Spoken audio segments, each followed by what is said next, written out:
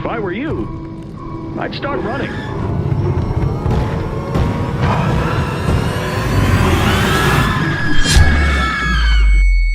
The new chapter begins with a new character being introduced, named Doughy the Doughman, which is a stretchy Play-Doh type of toy. The characteristics are similar to Mummy Longlegs, but this time around, instead of having stretchy limbs, the toy is fully flexible. Unlike Mummy Longlegs, who had a mother-like persona, Doughy is labeled as a funny and entertaining character. The toy becomes popular among kids, with hundreds of copies being sold. Playtime Factory, as a sort of promotion, decides to place an invitation card in certain toy boxes sold to public, giving the members of the public a tour of the factory. A kid named Jack happens to be one of the lucky customers who gets the invite card inside his Doughy toy box that his parents bought for him as a surprise. Eagerly going to the factory, a tragic accident claims the life of Jack, who drops in a mixture vat which seems to be creating the ingredients for their new line of toys, Doughy.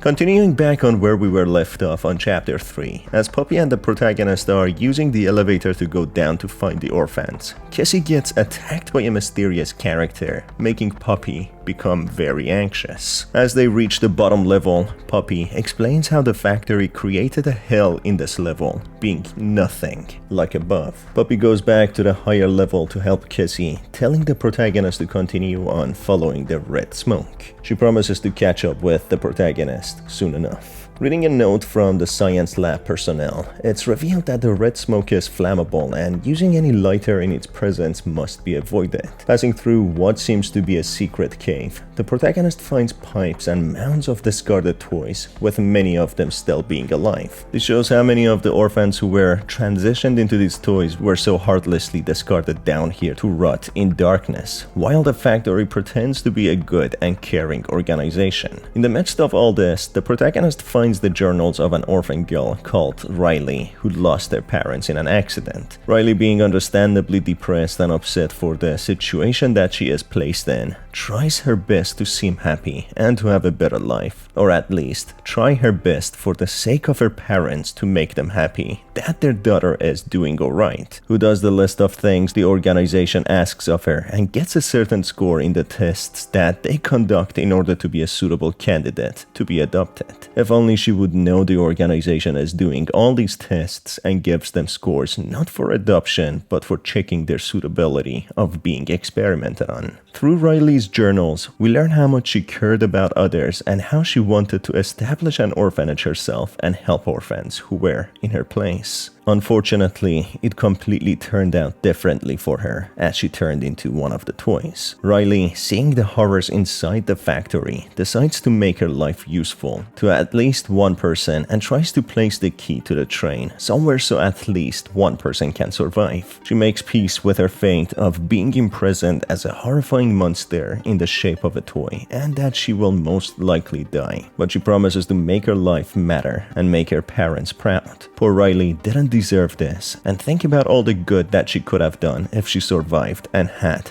a prosperous life. This was all taken from her by the cruel and heartless organization who only cared about their terrible experiments. The protagonist finds the key amongst many corpses of toys and Playtime Factory employees who seem to have killed each other in a riot. Playing an audio tape from the exchange of two security guards in the depths of the factory, the protagonist hears the forced justification and denial of the guards on how they try to normalize the tragic fate of the orphan kids. Hey, Cole. Hey, Norm. 2 o'clock, huh? Best time of the day. Yeah. So, what block are you again? North. Can't say I hear much about that one. You wouldn't. High security? Highest security. Cushy. No, we get in the east. Toys banging on the walls, crying for their parents, their counselors, whatever. It goes all day and night, and it just wears on you, you know? I'd kill for a little security. And quiet. Right. Right. Know what we get in the North? Things. Whatever they aren't people anymore. Their cells might as well be cages. They are animals. Sick. Twisted. Just instincts and anger. That's all that's left of them. Much for our 2 o'clock. Yeah, we really do have it rough, don't we?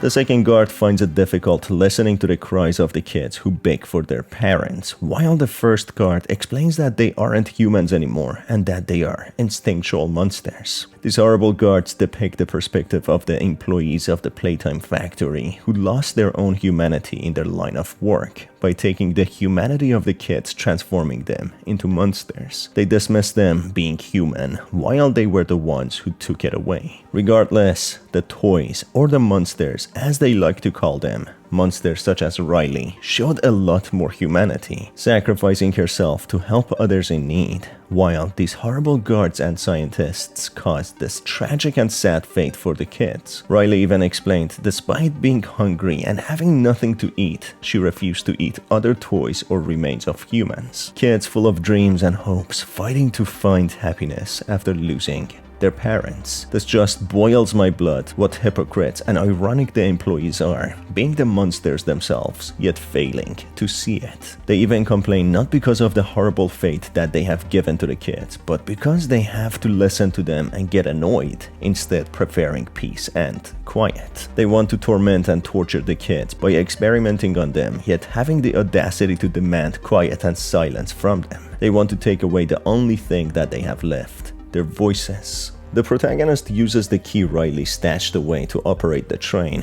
when a TV plays directly addressing him. The person on the TV is known as the Doctor, who is an evil force threatening the protagonist of daring to come down here trying to rescue the surviving orphans. Deeper in this level of the factory, the protagonist arrives at the notorious prison where the organization kept many of the experimented on toys and the most unruly and rebellious ones. The Doctor in here seems to be the very first human villain the protagonist will face, being the most evil and terrifying of all. The person who created this nightmare with monsters roaming it. The Doctor toys with the protagonist, refusing to refer to him as a human being, calling him a subject as if he is running his normal lab tests. This displays his detachment to his work and humans subjected to his cruel experiments. He traps the protagonist and opens the cells of many hostile toys who were once humans, filled with anger and resentment to any adults that they see. The protagonist understands that he is fighting on the wrong side and the true monsters are the personnel of these facilities, but is left with no other choice but to defend himself by hurting the toys, something that he finds difficult. After being entertained enough, the Doctor calls off the toys and tells the protagonist to continue on. Proceeding further, the protagonist finds the corpses of many hazmat-wearing personnel who seemingly worked here to extract some of the toys, known as the extraction specialists. As we heard through some of the tapes, the toys rebelled at some point and managed to kill many of the employees, with some managing to get to the higher floors. Finding journal entry by Dr. Harley Sawyer, we learn more about the manipulative and predatory characteristics of the employees of the Playtime. Before and after the experiments, they didn't look at the kids as humans, but rather test subjects. That's when we learn about Yarnaby, or otherwise known as Experiment 1166, who Dr. Sawyer labels as a funny pet. Despite disregarding it as worthy or even a human, Dr. Sawyer writes about their plans on how they intend to isolate the toy and manipulate it so that they will be its entire world in order to control it like a good little dog. The poor kids, who many lost their cognitive abilities after the experiments, were badly treated and controlled in order to behave how the employees wanted them to. Hearing more from the Doctor, who seems to be the notorious and sadistic Dr. Sawyer, we get to see Yarnaby in flesh, who is an extremely loyal and obedient toy, listening to whatever Dr. Sawyer tells it to.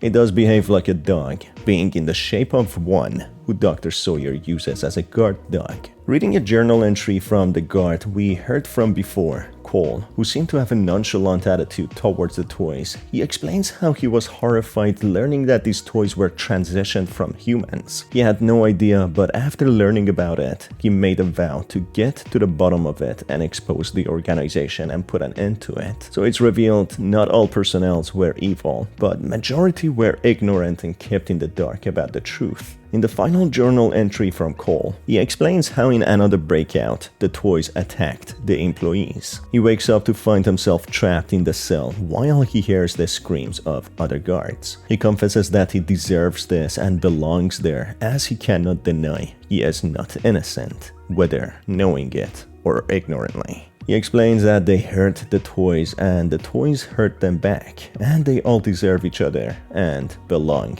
in this prison. In a videotape listening to the conversation between Stella Graber and Laith Pierre, we see how the once compassionate Stella, who cared deeply about the kids, has now changed her perspective. She explains that she still cares so much, but the goal and ambition of these experiments are far greater than the lives of thousands down here. She explains how the scientific achievements will change the lives of many to come, maybe millions or even billions, and that is the justification that she gives herself to continue on the work down here, tormenting and hurting thousands of kids. So far, we know the organization wanted to bring the toys into life and create lifelike toys, which could better entertain the customer base. But what is Stella talking about? What could the greater good be which justifies killing and torturing thousands of kids while lying to them that they are being adopted for a better life? As the protagonist proceeds, he gets attacked by one of the toys, but Dewey comes to the rescue, helping him out, telling him to trust him and to follow him.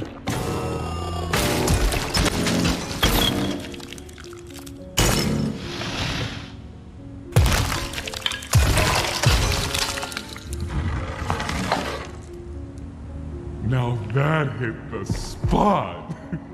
I haven't eaten in weeks.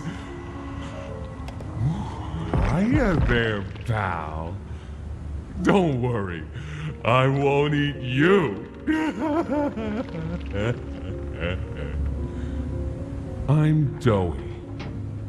I was told to expect you. Deeper in the facilities, the protagonist passes interrogation rooms where Dewey explains how the organization used them to interrogate the toys who could speak after performing such horrendous experiments on them. Apart from experimenting on the kids, the employees would often use them as enslaved labor, forcing them to work. If they wouldn't work, they'd starve them and force them to fight each other for food. After a short while, the protagonist rejoins with Puppy, who is accompanied by an injured Kissy who has thankfully survived. It seems the character who attacked Kissy was the prototype who chased them down here. Puppy and Kissy narrowly escaped him, reaching the safe haven quarters where they stay in. They regroup with Dewey, all of them hoping to get to the orphans, who were all taken to the lab by the prototype during the Hour of Joy. Puppy explains their grand plan, which is to rescue the orphans and then eventually blowing this entire organization up. This would be possible due to the red smoke, which is extremely flammable. The prototype made a hell in here, preventing the toys and the orphans from ever escaping, which Puppy and a group of toys who were intelligent decided to escape. Exploring the place and listening to some of the toys, the protagonist overhears how the toys don't really trust Puppy, as if she betrayed them before. Speaking to Dewey, he explains Dr. Sawyer controls the place using a controller called Omnihand. However, the toys have a generator that they use to power the safe haven, which the doctor cannot control. Dewey instructs the protagonist to get the Omnihand to stop the doctor, yet he feels conflicted between destroying the factory or not. Listening to a secret conversation between Puppy and Dewey, we learn Puppy wants to burn the entire factory, including all the living toys. She wants to wipe all the traces from this place. Dewey cannot bring himself to accept this plan, as it would mean killing all the dolls and toys, human beings and kids whom they took care of. Dewey complains that Puppy left them with no explanation, with all of them being left to starve, with many dying. It's the best for everyone, Dewey, that no trace of this place is left. We agree to that. I know, but us, everyone in there, We're not just things gone wrong. We're people. Can't you see that? I can. And I'm sorry. They look up to me, Poppy. And I've looked after them the best I could. You disappeared. You left us. We looked and we looked, and there was just nothing. No sign of you. Can you even tell me why? I had to leave. I had no choice. That's not good enough. We've starved down here. We've been haunted. And now you're asking us to burn everything? All of us? We've made our life protecting these toys. And they've saved us. It's unclear where Poppy went and why, but we found her in her case, where she was trapped for years. This of course means the toys will all die in a horrible way, and the question is that a good idea? Where would the toys go if they would survive? They won't ever be accepted in the society, and the ones who have lost the ability to speak and use rationality will be treated horribly and won't be too safe amongst other people. We then learn about Subject 1322C, Matthew Hallard, whom Claire Harper, a caretaker, explains to be an ideal boy whom she considers bringing into staff as he is brilliant with the other kids, and as he is 15, he would be old enough to start work soon. It turns out Subject 1322 was meant to be used in Project Doe, or in other words, to be transitioned into Doe. In a videotape from a scientist, they mention how 1322B, Kevin Barnes, was an ideal candidate to be transformed into Doe despite social problems and getting into fights. This displays how they had multiple kids and candidates, but decided to go for Kevin, a problem child, yet decided to restrict his cognitive abilities and consciousness to control him as otherwise a 900-pound Doe, able to shift its body anyhow, could be very dangerous. Deeper in the facility, the doctor speaks on the speaker, warning the protagonist not to trust Poppy, as she is lying and not telling the full truth. He claims Poppy knew about the hour of joy and she allowed it to happen. It seems like she has her own plans and goals, which she is not unveiling, or at least that is what the doctor is claiming. In another videotape, we learn Dr. Sawyer was turned into a toy as well, due to many messes that he made and got himself in. Dr. White was involved in turning him into a toy through the directive of Laith Pierre. Dr. Sawyer was a brilliant doctor, but due to his lack of following orders and making his own experiments, he became what he enjoyed making: a monster. After some time, facing and battling Dr. Sawyer, who has become a terrifying machine, the protagonist manages to defeat him and obtain the Omni-Hand. The Omni-Hand allows the protagonist to hack and open doors and use it for many other electronics. As he returns to the safe haven to join with Doe, Poppy, and Kissy, they are pleasantly surprised to see him succeed, as no one has ever managed to do that before. They explain that they can now take on the prototype, who is also another force of evil, when Ollie calls in, saying that he is outside, referring to the prototype. As the protagonist is instructed to run the generator, Doe goes out to find out what Ollie is talking about, being lured outside of this place. After doing what Ollie asks of him, there's no sign of Doe, with Poppy hoping that he is alright. She then instructs him to go to the foundation of the place and plant the explosives to blow up the factory. As the protagonist goes on to do just that, he finds another videotape, which is of Doe. It turns out Jack, the child from the beginning who dropped in a mixture vat, was eventually turned into Doe when the parents were invited to see him. The father was hesitant, but the mother went in to talk to him when he struggles to remember her and in a fit of rage kills her, not knowing any better and unable to control himself. That's our son in there, our son! Dear, look at it. That's not even human. Let's just talk to him. You'll see. Let's just go in there and talk to him. Can we? Can we talk to him? Yes, ma'am, you certainly can. Jack? Jack, I want you to know. I'm so sorry. I've never forgiven myself for what happened. I've played it all back 1,000,000 times in my head, and I know there had to be something I could have done. I could have reached just a little further. I could have noticed a little sooner. I could have. But we have you back now. That's what's important. We can... Who are you? Jack? Honey, it's me. You remember, don't you? Leave me alone. No, I don't want to talk. Get out! Susan, I think we should leave. Jackie, I'm staying right here. I'm not leaving you. Not ever again. Do you hear me?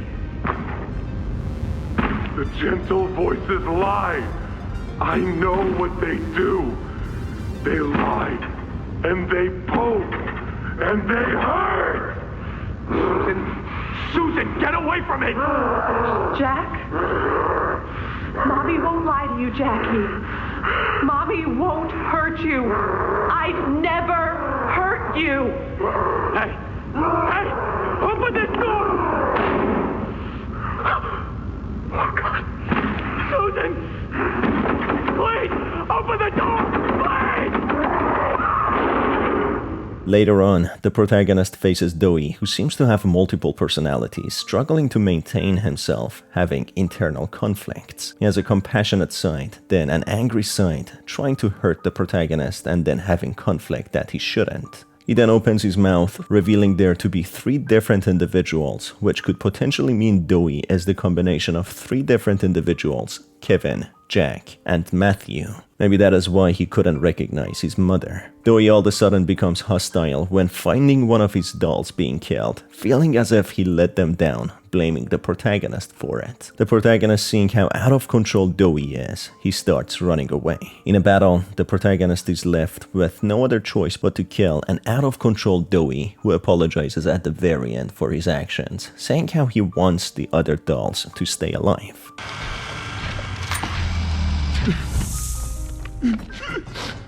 I'm sorry. I'm sorry. Later on in a videotape, we learn how Dewey could easily escape given his flexibility and ability to pass through cracks, but he decided to stay and help the other dolls and toys who are hungry and scared, who goes back and sacrifices himself for them. He takes the responsibility of a leader in the absence of Puppy to lead and help the other toys. He makes the recording as a reminder to never think about escape anymore until he gets every doll out safely. Though he didn't deserve dying, as he was a true, selfless hero. Eventually, the protagonist meets with Kissy and Puppy, who seems to be on the walkie-talkie talking to Ollie. It turns out Ollie was in fact the prototype all along. It was prototype who mimicked Ollie in order to learn about their plans and their whereabouts. It turns out Ollie once left, but Puppy never in fact talked to him or saw him. The prototype claimed the personality and character of Ollie in order to learn about the secret plans of Puppy.